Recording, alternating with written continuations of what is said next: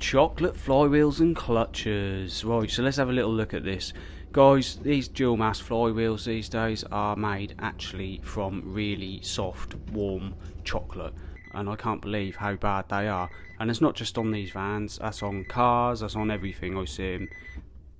So the customer's reported that he's had issues with his clutch and flywheel.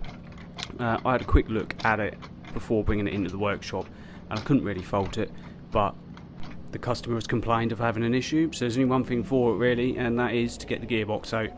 Now, I'm from the school of take off as little as possible and struggle your ass off as much as possible trying to get the gearbox out. I know some guys who take all the bumper off and drop the subframe and God knows what else, but I really didn't want to do that. I know the box will come out with a bit of jiggery pokery and a bit of back work, but for me, the least I can take off the better. So obviously guys, we need to get the drive shafts out of the gearbox, so that involves dropping the hub and we're going to let that flap around like no one's business. That can sit there and hang on the brake hose for all I care. Not really guys, I did push it back up and I did put a bolt in.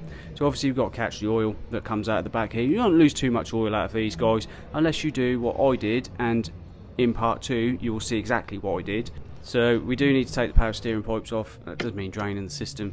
Getting these gear cables off is nice and easy as well. There is a tiny little clip there which you can see. I am now pushing with my lever bar just to demonstrate to you guys exactly how easy it is to get them off.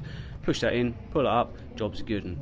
So we're going to need to support the engine, so we're going to get our engine hoist in here.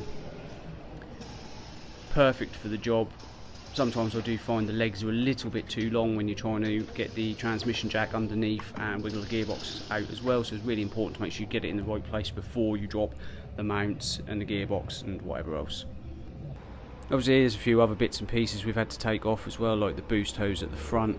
I have left the offside drive shaft in to start off with, but I did have to take it out to get the gearbox out. You've got to move the gearbox back too far, but then you're hitting the subframe and the drive shaft just gets in the way, so we need to take that one out as well. There you go guys, that's the slave. We're going to get that changed.